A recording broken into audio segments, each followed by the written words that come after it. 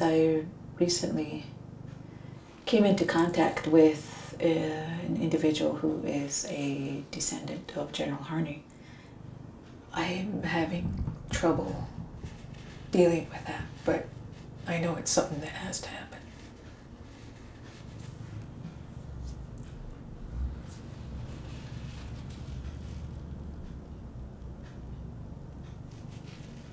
I wanted to hurt him. I wanted to kill him. And that was one of the most difficult things I have ever done. I dream big. Let's dream big. Let's change the name of that mountaintop. And that's... we're dreaming big, but... well, if we were able to rename it, that would be up to the people. It doesn't matter to me. I just want to get it changed.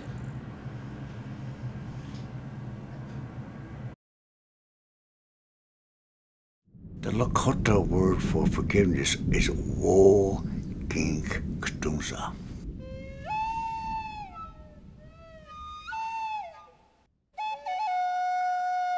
My ancestor was a man who was hired by the United States Army. He committed a massacre against the Lakota people at Blue Water, Nebraska, September 3rd, 1855. And the village that he attacked was the Little Thunder Village. I got a call from my cousin Karen Little Thunder, and she said, there's a descendant of General Harney, the one that massacred our people. There's a descendant that wants to meet us. Healing is in 3 phases. First one is truth. You need to put everything on the table, not just half or 3/4, all of it. In an effort of forgiveness and ancestral healing, I'm standing next to the descendant of Chief Little Thunder, Mr. Donald Little Thunder, right here. It's good for the true history to come back, because without truth, we're not going to have the healing. The second phase is justice. How does that look? Our history of our Little Thunder family, it's not even really taught. At the end of that fight, they left the bodies there on the massacre site, and they burned everything there. Work with them, work with our people, and take care of our spirit and souls from the past. But the way it's done, no shortcuts. There needs to be called wopa kinta wichocha, means clearing. Reconciliation, healing, teaching for the Lakota Nation. And they're reminding us who we are. But the third phase is forgiveness. That's the litmus test to who we are. Little Thunder, the chief, came out and met him with a white flag and a peace medal. Harney refused to shake his hand. And Harney said, no peace, by God, it will be war. I'm going to teach you a very profound spiritual gift. Wo king ktunza. Woking Ktuza, we learn that, and that's the forgiveness of both sides. Woki, to awaken your center of your divinity. And she said it's a very difficult time because I'm asking you, pray for them, pray for their parents, pray for their grandparents, and back. They're wounded.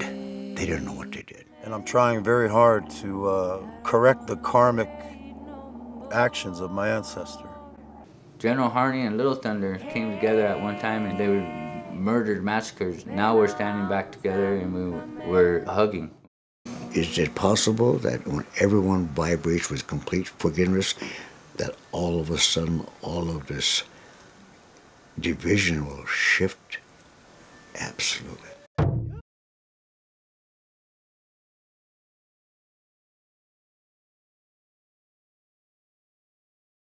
There stood an elder, Karen Little Thunder, the descendant of the Lakota family that was massacred by the hand of Harney.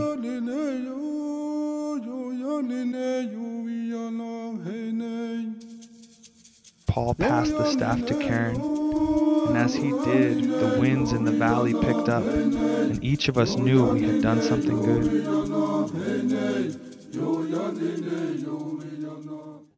The reason that there were 86 prayer ties is that there were 86 lives taken by my relative at Bluewater, Nebraska.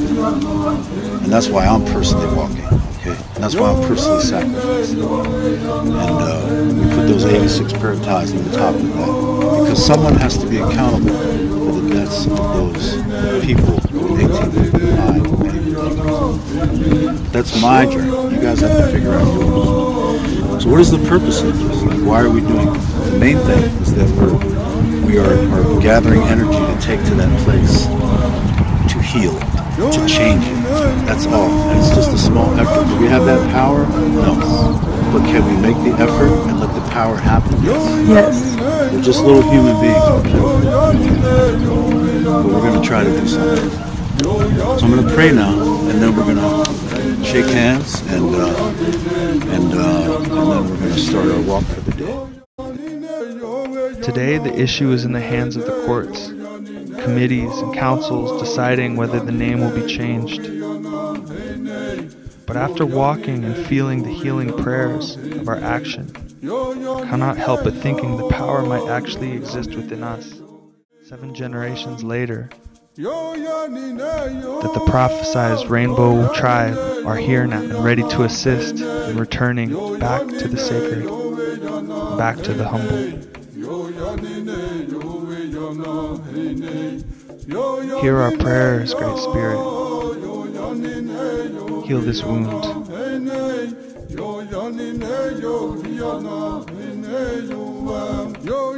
The holiest of all places on earth is where an ancient hatred has become a present love.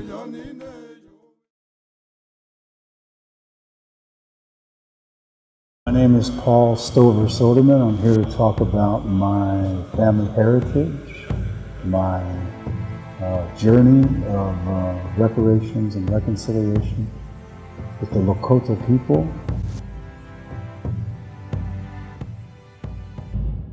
Chief Little Thunder believed that no one would attack his village because he had received a peace medal at the 1851 treaty from the United States government. He had a peace medal on and a white flag. And Harney met him and delayed him until his men had that village surrounded in the Sandhills of Nebraska, this beautiful place called Blue Water Creek. The people were there and they were camped after a successful buffalo hunt. So all of their teepees were full of food, and it was a happy time and a happy place for them in September. They were getting their meat together for the winter. At 4 o'clock in the morning, Harney's men had surrounded the village, and then he went and he parleyed with Chief Little Thunder. So Harney refused to shake Little Thunder's hand, and Harney's reply to him is, "I am for war. There will be no peace. Prepare to fight." And Little Thunder ran back to his village to get all his men prepared to fight. The problem is that the village was mostly old people and women and children. So Harney's guys attacked, and they fell down on this village of 250 people, and they killed 86 Lakota in a very, very short time. And if you look at the Black Hills from this space, from the satellite image, it is shaped exactly like a human heart. Not a Valentine heart, but a human heart. And it is the geographical center of North America. It just sits in the plains like that.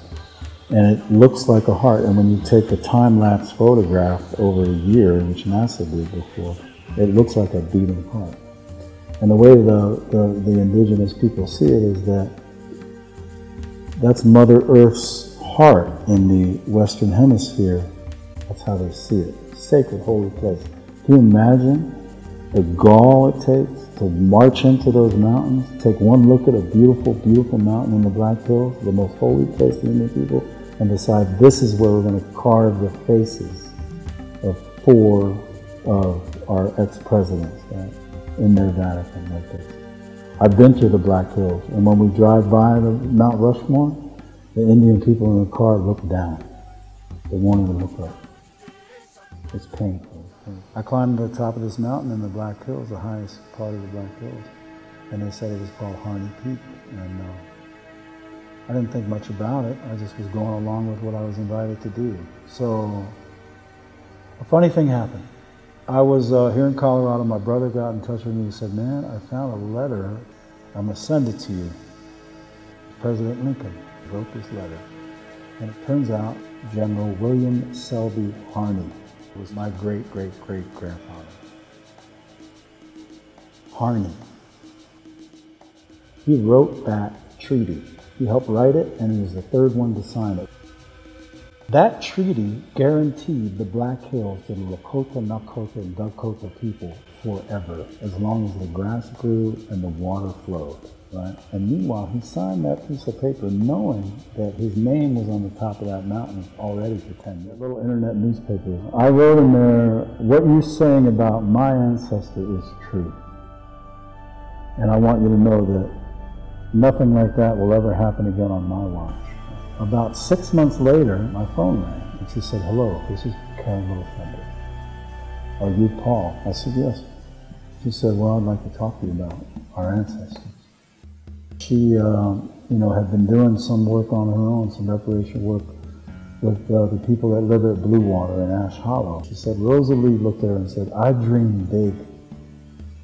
Let's change the name of that mountain in the Black Hills from Harney Peak. So when I saw that, I thought, how could we do that? And we petitioned the Board of Geographic Names at the Department of Interior. If you want a name change, is A, that place has to be, the name has to be derogatory to a certain group of people. And B, it has to have a significance to the people who want it changed. And if it's a spiritual significance in Native American ways, that was acceptable to the board. The traditional name of that mountain is Hihakaga, which means where the owls sit, in Hesapa, which is the Black Hills. But what it was called was Harney Peak. Nicholas Black Elk was a great seer and great prophet and holy man and spiritual man. And his vision of the seventh generation prophecy occurs from this holy place, right? That's where the vision is. And that's where he said he saw the entire world below him, that he was seeing in a sacred way. And he was standing in the center of the universe, in the center of all that is, the top of Harney Peak. The federal board voted to change the name of Harney Peak to Black Elk Peak, leaving some South Dakota government officials against the decision. The biggest problem, however, is the audacity of the federal government to impose this decision on us behind our backs, knowing what our position was, but doing it anyway, I think is really a bad precedent and concerns me a great deal. The reason it's important to change the name is vibrational. Because the Harney name is the energy of the oppression in a holy place. And so that oppression now has been lifted. And the vibration of Hehakasapa Paha, Black Elk Peak, now is the new vibration of that place.